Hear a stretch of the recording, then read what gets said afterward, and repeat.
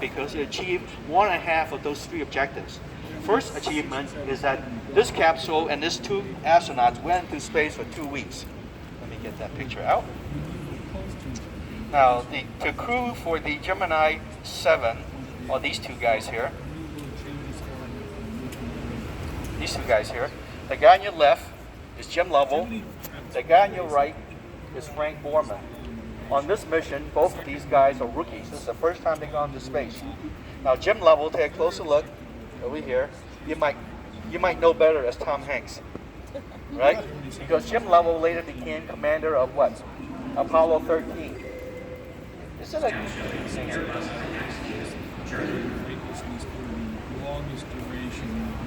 Isn't it kind of ironic that people know Tom Hanks, but probably no one recognizes Jim Lovell? You can run into him in a shopping mall, you never know. But you run into Tom Hanks, you will remember him. Anyway, so these two guys, first time in space aboard this capsule, and they were in there for 2 weeks. Oh, and they were in there for 2 weeks. Now imagine if you want to be what it feels like. I have a question. Yeah, question. So you mean that they were inside that space for 2 weeks? Yes, yes. Okay, if you want to know what it feels to be like, now imagine two guys squeezed in there for 2 weeks. Wow. If you want to know what it feels like to be an astronaut, when you go home, put out some heavy coats, put on some boots, a helmet of some kind. You and your best friend sit in the front seat of your car for 2 weeks. Question. How did they not get blood clots? How did they not get blood clots? Well, they do some exercise, but still, there is a chance they could get blood clots in. Okay, and by the way, make sure it's a small car, not one of these big SUVs. And one more thing, I want you to paint the windows black, because there's no windows on this thing other than a small crevice right here. So you can leave a little space in the front windshield, that's it. Everything else can be painted black. Question? How they go to the bathroom? Good question. We'll talk about that when we leave the space hangar. Oh, okay. Actually, you're right, there's no toilet there. How do they go to the bathroom? Actually, without the toilets, they have two problems. What are the two problems? Number one and number two. Oh my God.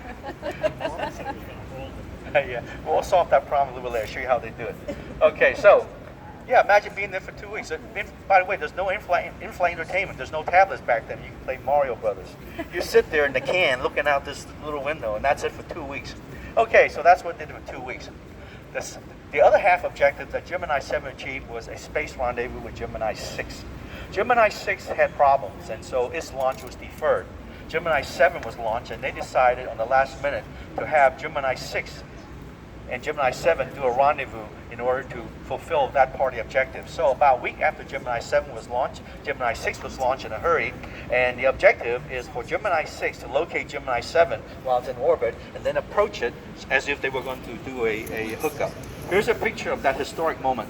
You're looking from inside the window of Gemini 6 as it approaches Gemini 7. Gemini 7 in the picture is what you see back here. So as they approach, remember, they're in different orbit, and space is huge. They're going 75,000 miles per hour. It's going up there, and he has to find it. In fact, they did find it, and they maneuver each other to within a foot of each other in formation, so to speak. It was pretty incredible, but they couldn't hook up. The docking operation is not possible with two Gemini craft. That happened in the next mission of Gemini 8, when some guy named Neil Armstrong took a Gemini craft and hooked up to a module that was launched off the Agena rocket. That happened on the next mission. Okay, so that's what happened on Gemini. Now, with the Gemini program, America rushed ahead of the Soviets. The technology for Apollo was so far advanced that America caught up and got ahead of the Soviets. So let's move on to the next step. Oh, actually, one more thing I want to talk about Gemini. Once again, these two guys here, Jim Lovell and Frank Borman. Okay, now astronauts train for their missions as if their life depends on it, which it does. They train for every possible situation, simulation. They will know what to do because they've done it in the ground. Now, one thing it turns out in this mission that was unexpected, and that is Jim Lovell, that you know as Tom Hanks, after a couple of days in space, he found out he had lost his toothbrush. Now, how do you lose your toothbrush when you seal inside this can here? Well, that's because in space you're weightless. If you don't tie it down or put it in a box somewhere, it's going to float. And that's what happened. He lost his toothbrush, and it floated somewhere in here. You can see all the nooks and crannies. You can lose your toothbrush. He lost it. Can't find it. Okay, so what happens? Well, I'll just go without brushing my teeth. It turns out that if you're older than age 5, yeah, adults couldn't do that. After a couple of days, you said, my teeth feels awful. I gotta brush my teeth, but I can't find my toothbrush. Oh, wait a minute. Who do I know in the capsule has a toothbrush? Oh my god. Turns to his buddy. Hey, Frank, can I borrow your toothbrush? What did Frank say? No. No. Suffer. No, he said yes. Yeah. They're buddies. They train together. They're, yeah. So they share their toothbrush for the rest of the mission. So yeah, question. Did they ever find the toothbrush? Yeah, they did. Well, of course, it can't disappear. Right. My understanding is I actually saw that toothbrush that Jim Lovell lost on eBay a couple of years ago. Apparently, one of the ground crew people, when they were clearing out the capsule, found the toothbrush and kept it. But the toothbrush that they share, you could see on display in Houston, in NASA. Yes. I can't believe they lost it. They're in that little space. You have 2 weeks to look for it. Well, yeah, but you can't turn around. You can't. I mean, it's true. It's not open air. it is really tight in there. Yeah. How often on a road trip do you lose something in your tight little? I know. space? I mean, you could jam underneath. I mean, there's a lot of place to lose it. Okay, let's move on to Apollo.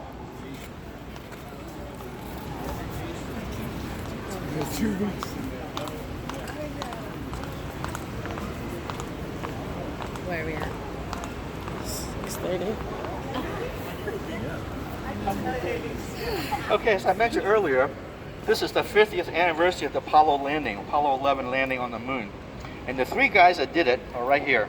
The guy on your left is Neil Armstrong. The other guy on your right is Buzz Aldrin. Those are the 2 guys that landed on the moon. And the guy standing is Mike Collins. Mike Collins, unfortunately, was part of this crew, but he never landed on the moon. He stayed behind in the command module as it orbits the moon while those 2 guys are down there having fun. Okay, now, the Apollo 11 capsule, command capsule, is in Seattle right now. That's where they're going to celebrate the 50th anniversary of the Apollo landing. What we have here in this place is the Apollo, what they call boilerplate. The Apollo boilerplate is a training module for the astronauts for the final phase of the mission, and that is the return home. Now, on July 20, 1969, there was a very, very important radio transmission from the moon. Everybody remember what that radio transmission message said? What was that message? The Eagles landed. Houston, Tranquility Base here, the Eagles landed. That's crucial because upon landing on the moon, they didn't die, they were safe. So when Neil Armstrong made that radio transmission, he's basically saying, I'm alive, July 20, 1969, before the end of the decade, we are here on the moon surface. President Kennedy said we would do that before the end of the decade, and the first 2 elements of that objective have been achieved. The last element was to return home safe, and this is where this comes in. When Apollo comes home, it's just like Mercury and Gemini. That is, comes down through the atmosphere, it lands in a big splash in the ocean after a parachute slows them down, and then a rescue by the Navy. But there's one thing that's quite different between Apollo and Gemini and Mercury, and that difference is that when Apollo lands, it could be upside down. Mercury and Gemini capsules are bottom heavy, so when it lands on the water, it will rotate so the door's on top. The astronauts like that. Yeah, they like that. In the pictures, it looks white and it's orange here. I'll talk about that in a second, yeah. Okay, now, Apollo's different because the Apollo center of gravity is directly in the center of the cone. It has 2 stable positions, 1 and 2. The stable position 1, it sits on this backside with the nose pointing toward the sky and the door above the water. Astronauts like position 1. Position 2 is the reverse. It's pointing toward the bottom of the ocean, the bottom's up, and the door is underneath the water.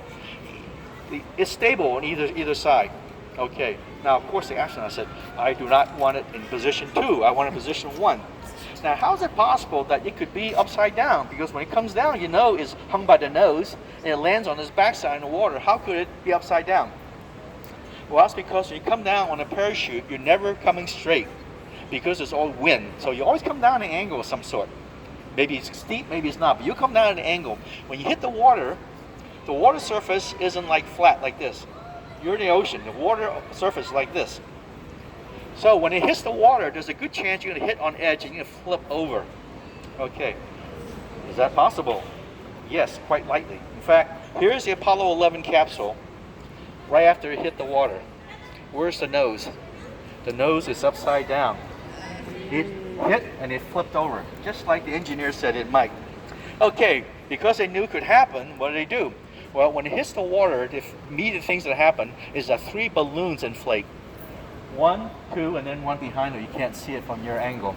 And they're yellow now because the balloons are made of a rubber compound, and it oxidizes over time to turn yellow. But these are the balloons on this rescue mission. And you can see the balloons here. You can see the white just on the edge of the water. They inflated upon landing, and now they're in a process of flipping them right side up. Okay, so what did the astronauts actually train? All they got to do is sit there and just wait for it, right? Well, now they need to know what it feels like. They need to know if there's anything they need to do in case they're upside down. And what's really important for this mission is for the first time, the astronauts have to train to change clothing after they've arrived. Why do you suppose it's so important for the Apollo 11 astronauts to change clothes? They need to look good for the cameras? Smell. Maybe. But really, They have to go in quarantine. yeah. The reason is they have to go into quarantine. This is the first time the humans have landed on an extraterrestrial body. We think that the moon is sterile. Once again, we don't know. We've seen too many Hollywood movies, right? Moon germs, moon mice, who knows? Don't take any chances. So these guys have to get out of the spacesuits and put on a quarantine suit so that just in case they caught a bug, they don't come back and kill us. Okay. Once again, it's no good to beat the Russians to the moon, come back and brag about it, and then spread infection that kills half the Earth. Yeah, people won't like that. So the guys have to get out of the spacesuits into a quarantine suit. Now, what's so hard about that? Now, look at this capsule. Imagine inside this capsule, there's a closet. The closet's only this wide, this high, and only this deep. Okay, it's a narrow closet. And you're sitting in a closet that's not on Earth. It's on the water, so it's doing this number. Okay, you better train for this. Okay, you two get over on that side, change my clothes, and then we do something. So that's part of the training you have to go through in order to finally come home. Now, when President Kennedy made that challenge, he said by the end of the decade. In fact, when the Apollo 11 astronauts landed on the water, the mission's not over. Remember, he said safe. They're not safe if they come home with a germ that caused them to die. So the mission was really over about 3 weeks later, because when these guys were put out in that trailer back there, they sat in there first on the aircraft carrier Hornet, and then later on in Houston for 3 weeks. The doctors don't know anything about moon germs, but they said if you were infected for about 3 weeks, and if you don't show signs of anything, you probably don't have it. So after 3 weeks, they said you guys are safe. So they let them out, and it's only at that point where the Apollo 11 mission is finally over. Okay, so what about the Russians? What happened? They were so far ahead of the Americans. Remember, the Russians had the first dog in space, first man in space, first woman in space, first 2-man mission, first 3-man mission, first spacewalk, all these things here. So what happened to the Russians? Well, to go to the moon, you need a gigantic rocket. Nothing in our military or their military inventory has that. So you got to invent something totally new that didn't exist before. America poured their resources and developed what's called the Saturn V. The Saturn V puts out 7.5 million pounds of thrust to shoot our people into the moon. The Soviets had to come up with something similar. Their rocket is called the N1. But there's one major difference between the Saturn V and the Soviet N1. Every time you launch a Saturn V, it takes off into orbit and further. Every time you launch an N1, here's what happens. They get launched, explodes in the air. 4 launches, 4 explosions. Hey, that's a perfect record. What do you want? Okay, it's not the kind of record they like. Okay, they said, well, okay, we're not going to go there. So when Neil Armstrong and those guys landed on the moon, the Soviets said, well, we really don't want to go to the moon anyway. Well, that's not really true. It's just that they were being so badly, they said we give up. And of course, that takes us back to the current state of affairs. The shuttle was retired in 2011. America no longer has the ability to send its astronauts into space on our own equipment. Instead, now when we go into space, what do? We have to ride with the Russians now on rockets that were basically designed in the 1960s, and we pay to buy a ticket. The first time we did it, it cost about $50 million for a round trip. Now we still need to do it, and it's probably going to cost around $90 million for a round trip. But it shows you how expensive the shuttle is, or how dangerous thing it is now to abandon the shuttle and go with the Russians. But for $90 million, though, it's not too bad, because not only do you get to go into space there, you get lots and lots of frequent flyer miles. I'm joking now. Okay, any questions before we answer the all important question on your mind is, what do they do about toilets? All right, let's go look at the toilets.